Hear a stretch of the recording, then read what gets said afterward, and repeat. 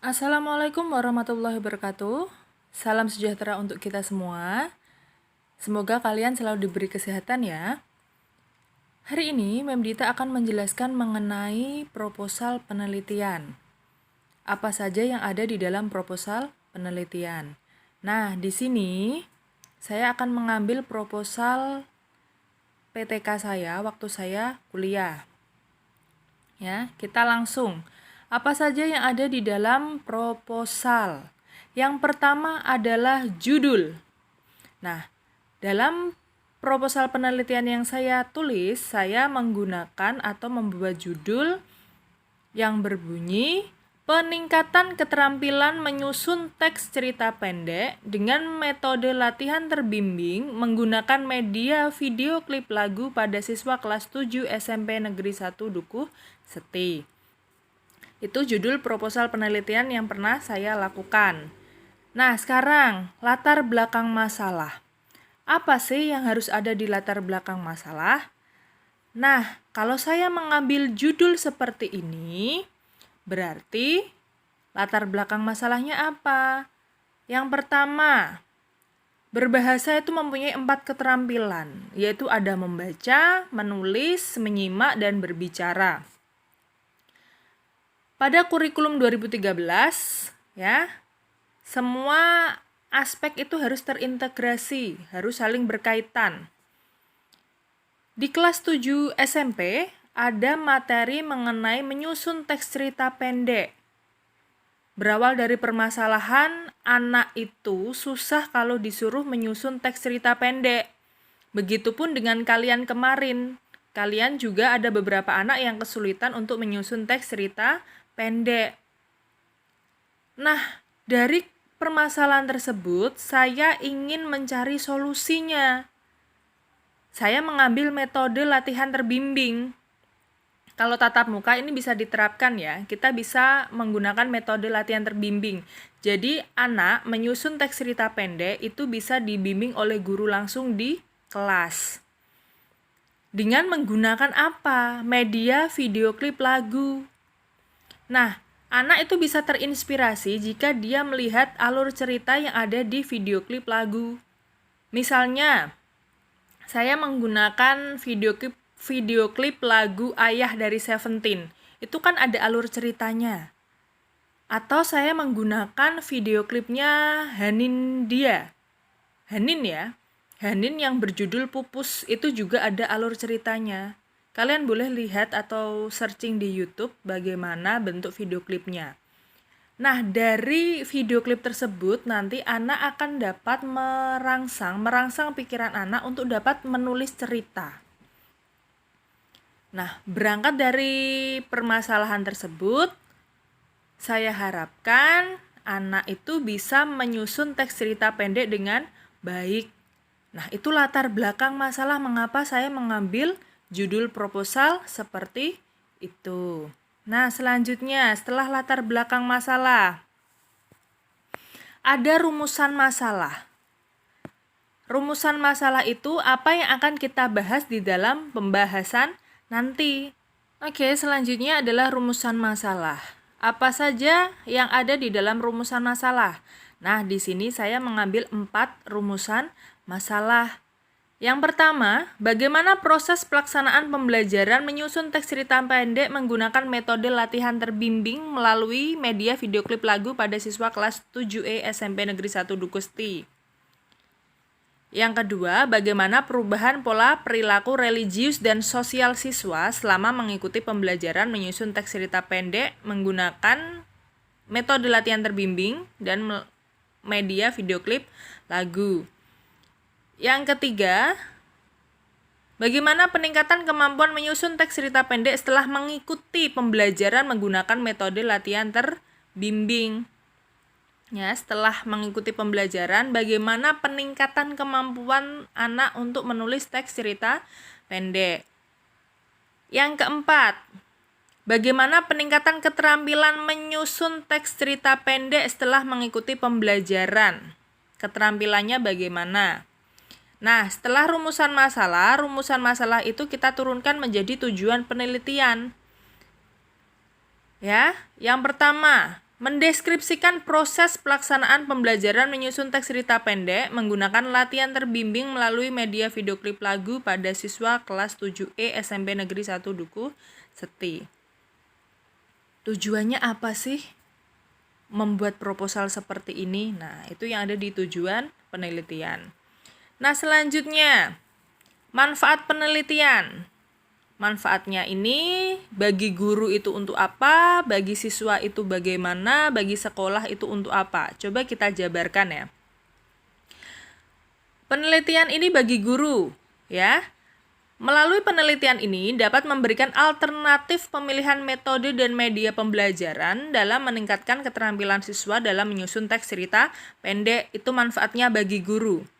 Manfaatnya bagi siswa itu apa sih? Nah, bagi siswa, penelitian ini dapat digunakan sebagai sarana untuk mempermudah siswa dalam menyusun teks cerita pendek dan memberi pengalaman baru yang menyenangkan dalam menyusun teks cerita pendek, serta menumbuhkan motivasi siswa dalam proses belajar.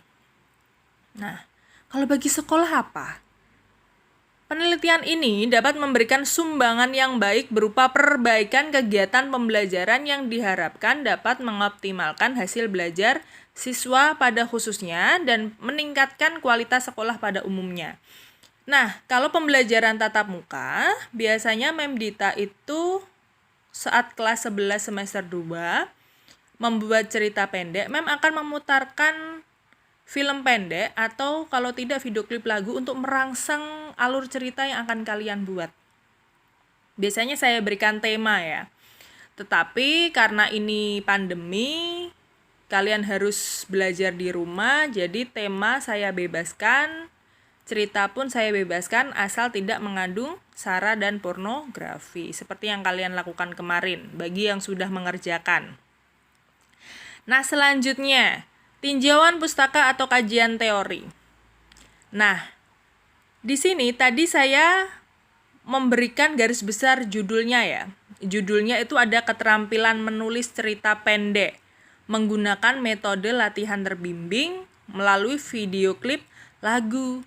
Nah, yang harus ada di kajian teori adalah substansi dari apa yang saya sebutkan tadi. Kajian teori itu bisa didapatkan dari buku, dari jurnal, tetapi tidak boleh dari blog ya. Karena blog itu belum diuji keabsahannya, kebenarannya, ya. Nanti yang harus ada di daftar pustaka adalah sumber-sumber yang kita tulis di kajian teori. Ini hanya saya singkat saja ya.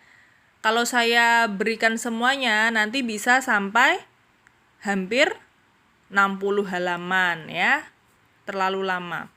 Nah, di kajian teori apa sih yang harus ada? 6.1.1 ada keterampilan menulis. Jelas kita akan menguji keterampilan menulis. Jadi, pokok bahasa atau sumber mengenai keterampilan menulis harus dimasukkan ke dalam proposal penelitian. Subbabnya apa sih keterampilan menulis itu? Ada pengertian dan fungsi tujuan. Nah, yang kedua, tadi masalah kita apa? Oh, kemampuan menulis cerita pendek. Nah, setelah menulis sumber mengenai keterampilan menulis, yang kedua yang harus kita bahas adalah hakikat cerita pendek. Mulai dari pengertian cerpen, ciri-ciri cerpen, unsur-unsur cerpen, dan langkah-langkah menulis cerpen. Itu pun harus ditulis. Selanjutnya, kita menggunakan metode apa tadi? Oh, menggunakan metode latihan terbimbing. Jadi, metode latihan terbimbing pun harus dimasukkan ke dalam kajian teori. Mulai dari pengertian, keunggulan dan kelemahannya apa, langkah-langkah penggunaan metode latihan terbimbingnya bagaimana. Nah, yang terakhir yaitu media video klip lagu. Kita harus mencari sumber mengenai media video klip lagu.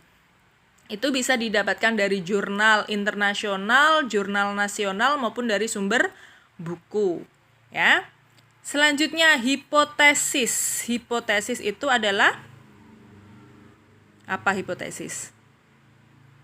Pernyataan awal, ya. Seperti ini. Siswa harus diberikan motivasi agar pembelajaran menulis khususnya menyusun teks cerita pendek menjadi menarik. Ya, kita tuh punya bayangan seperti ini. Oh, hipotesis awal kita tuh seperti ini.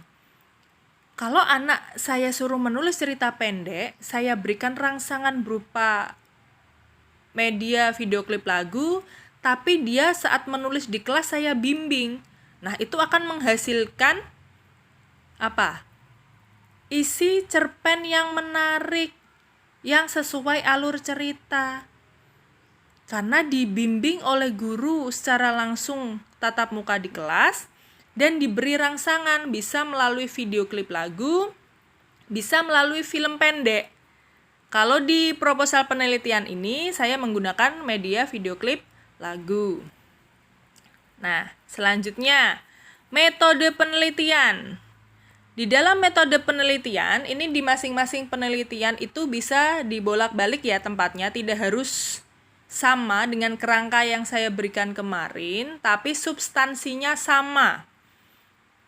Mungkin subjek dan objek penelitian dulu, baru tempat dan waktu penelitian, itu boleh dibolak-balik. Asal substansinya sama. Nah, apa sih yang ada di metode penelitian? Yang pertama ada desain penelitian. Ya, desain penelitian untuk ranah SMK tidak akan saya jabarkan karena itu panjang sekali, Nak. Nanti mungkin kalau kamu sudah di perguruan tinggi, mau skripsi, baru kamu mempelajari mengenai desain penelitian. Nah, yang kedua, tempat dan waktu penelitian. Nah, saya itu akan melakukan penelitian di mana sih? Itu juga harus dijabarkan.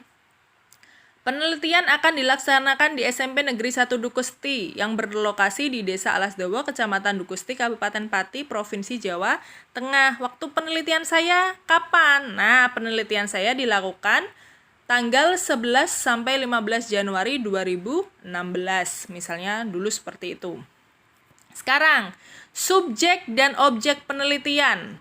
Nah, subjek penelitian ini adalah keterampilan menyusun teks cerita pendek siswa kelas 7E SMP Negeri 1 Dukuh Seti. Terus objek penelitiannya apa? Pola perilaku, religius, dan sosial siswa, juga kemampuan siswa dan keterampilan siswa.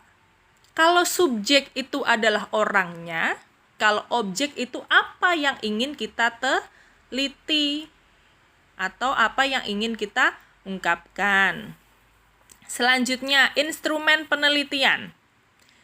Di dalam instrumen penelitian ini, kalau apa yang saya kerjakan itu menggunakan instrumen tes dan non-tes. Instrumen tes itu berupa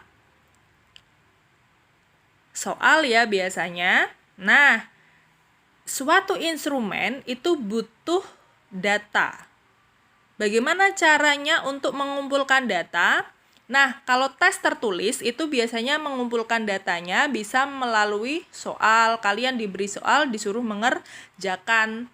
Atau kalian disuruh membuat cerpen, nanti dianalisis oleh Bapak Ibu Guru. Menurut poin-poinnya, strukturnya bagaimana, unsurnya bagaimana. Nah, itu kalau teknik pengumpulan data tes. Kalau teknik pengumpulan data non-tes, ya, kalian bisa menggunakan angket, pengamatan, atau observasi, jurnal, wawancara, maupun dokumentasi. Selanjutnya ada teknik analisis data. Teknik analisis data itu bisa menggunakan kualitatif dan kuantitatif. Kualitatif itu berupa pernyataan, kuantitatif itu berupa angka. Nah, selanjutnya penutup. Penutup itu bisa berisi simpulan dan saran. Ya, saya kira itu. Selanjutnya ada daftar pustaka. Tadi yang ada di kajian teori-teori yang kalian kemukakan harus ditulis di dalam daftar pustaka. Daftar pustaka itu isinya mengenai, kalau saya sering menyingkatnya seperti ini. Ma, un, du, ta, titik 2 penerbit titik. Ma, nama. Un, tahun. Judul. kota, titik 2 penerbit, titik. Ya. Kalau di daftar pustaka, misalnya nama pengarangnya namanya Suharsimi Arikunto. Tapi kalau di dalam daftar pustaka harus dibalik, jadi Arikunto, Suharsimi dan kawan-kawan titik karena yang mengarang lebih dari satu. Selanjutnya tahunnya 2006 titik. Judul bukunya apa? Oh, penelitian tindakan kelas titik. Judul harus dicetak miring kalau daftar pustaka. Sekarang kotanya di mana? Kota penerbitnya di mana? Di Jakarta. Ditulis Jakarta. Titik 2, penerbitnya namanya apa? Oh, namanya Bumi Aksara. Titik. Inilah cara menulis daftar pustaka. Mem, kalau saya mengambil di jurnal, Mem, kalau saya mengambil di internet misalnya di Blogspot, harusnya tidak boleh ya. Tapi karena tidak ada teori lagi yang dikemukakan, boleh kalian mengambil di Blogspot. Tetapi tidak boleh terlalu banyak. Mungkin dari sekian banyak sumber hanya boleh satu. Contohnya seperti ini. Kalau kalian mengambil di Blogspot harus ditambah dengan diunduh pada tanggal 2 April 2015. Nah, apa yang kalian ambil dari Blogspot tersebut harus ditulis. Kalian mengambilnya itu pada tanggal berapa. Kenapa saya tulis diunduh bukan di download? Karena kita menggunakan bahasa Indonesia ya, kita biasakan menggunakan diunduh, bukan di download. Bukan link ya. Kita coba membiasakan menggunakan pranala atau tautan. Ya. Sebenarnya nanti materi proposal penelitian ini akan berkesinambungan dengan materi selanjutnya yaitu karya ilmiah. Karya ilmiah pada dasarnya tidak beda jauh dengan proposal penelitian, tetapi nanti lebih kompleks lagi yang akan dipelajari. Jadi ini hanya gambaran awal saja apa yang dimaksud dengan proposal penelitian. Saya harapkan setelah penjabaran saya seperti ini, nanti saat kita melakukan pembelajaran mengenai karya ilmiah, kalian sudah punya pandangan. Oh, kalau membuat latar belakang itu seperti ini. Kalau membuat judul itu harus seperti ini. Isinya di kajian teori harus seperti ini. Begitu ya.